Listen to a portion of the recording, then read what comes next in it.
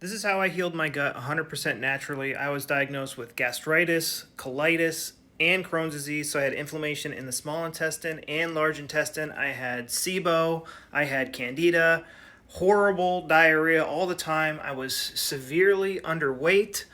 I was couldn't go out because I just had diarrhea all the time. I was always running to the bathroom, needed to know where the bathroom was, fatigued, and I got rid of it all 100% naturally without drugs. I'll show you the exact foods I ate and some other very important treatment plans that you have to do or you will not get better. You can eat the best diet in the world and you will never get better if you don't do this one thing that I'm about to tell you. I wasted a whole decade of my life doing all these natural remedies, and until I did this one thing is when I saw the most results.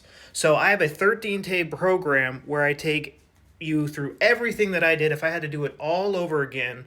But this video is going to be like a quick summarized version of it, and I have a free webinar that goes into more detail and shares all the science.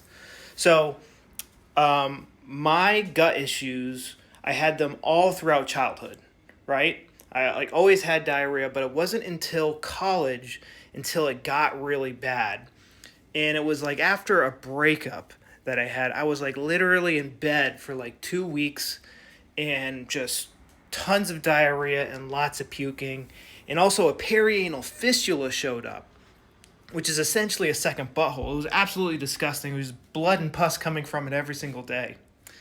And so that got me into the not the hospital, but that got me talking to the doctor, trying to, hey, like, what's going on?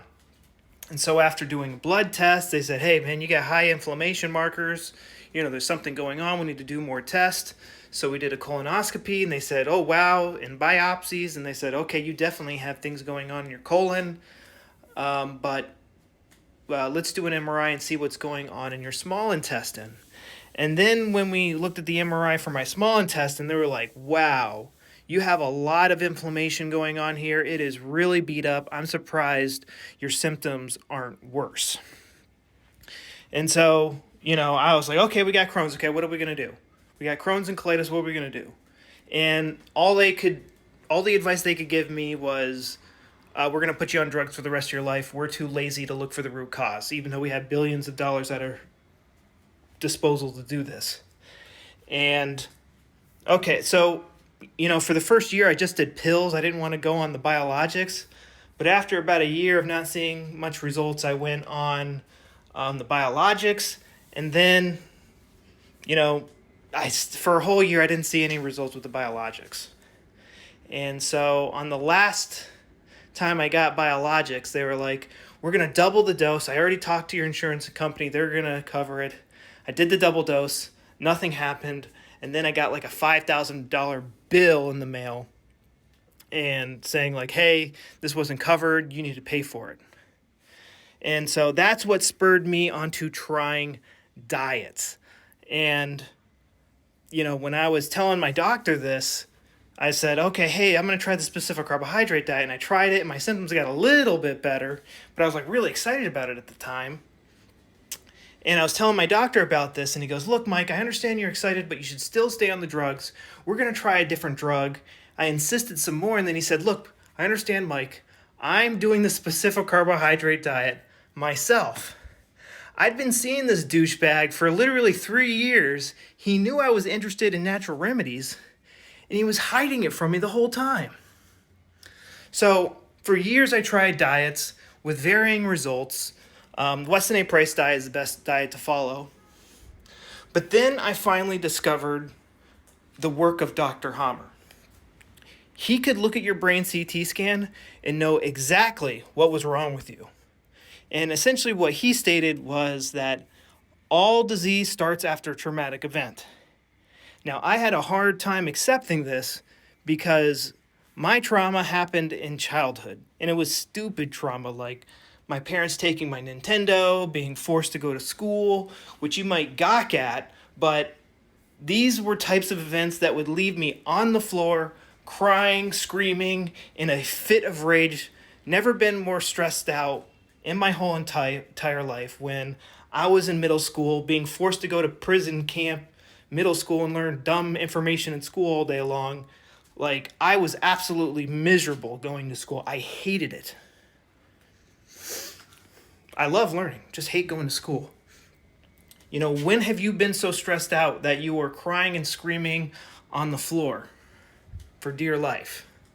We are much more vulnerable to traumatic events from little silly things, seemingly silly things, when we're kids, and that put my gut into overdrive, and that, those PTSD triggers that formed there went on into adulthood with me.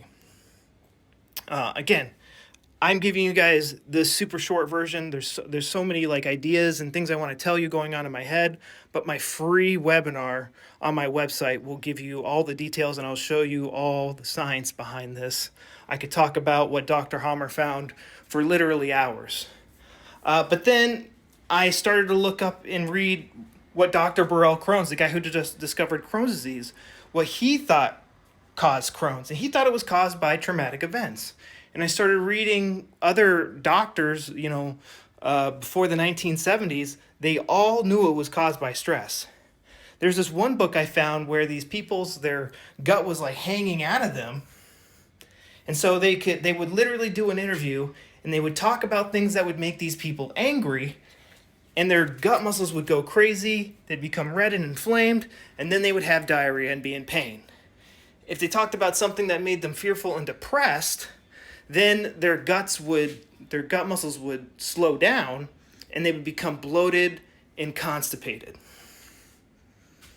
And I noticed in times where I was like angry all the time, like my symptoms would get worse, and I just started to get these conflicts in my life under control, and then I got better.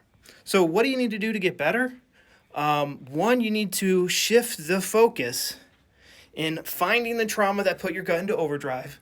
And if you don't remember, that's why I'm saying you need to find it. That's step number one, is to find it. You don't remember? You need to find it. Your subconscious mind is suppressing it. Your brain is trying to conserve energy because it costs energy and calories and time to dig through old memories. Look through your phone, look through your Facebook, look through your Instagram. Try to figure out what was stressing you out when your symptoms started. And then when you get symptoms throughout the day, try to find the pattern. How do they relate back to the original conflict? And a lot of times just making that realization, like for example, if I just heard the garbage bag rustle, if I just heard this noise, it totally subconscious. Barely notice it on a conscious level. I would get the urge to go to the bathroom. And one day I realized, I'm like, every time somebody rustles a garbage bag, I gotta go to the bathroom. Why is that? Because when I was a kid, my mom would be like, hey, Mike, you gotta take out the trash. And then I would go take out the trash in the middle of my video game and die. And just making that realization and having, sometimes you get goosebumps, sometimes you just go, oh, wow. And that stopped me from getting diarrhea every time someone rustled the bag. And I had about 10 of those things causing the majority of my symptoms. It sounds stupid. I agree with you. It's dumb, but that's our dumb design. And that's how we get better. It's finding the trauma, and sometimes we need to actually, get over that stressful situation. But I'm finding more and more the biggest thing we need to do is find these PTSD triggers and just realize how it's linked to the original trauma. And my 13-day protocol takes you through this process where I really help you weed all those things out. But that's how you get better. Find the trauma, find the PTSD triggers, don't blame food. That's it.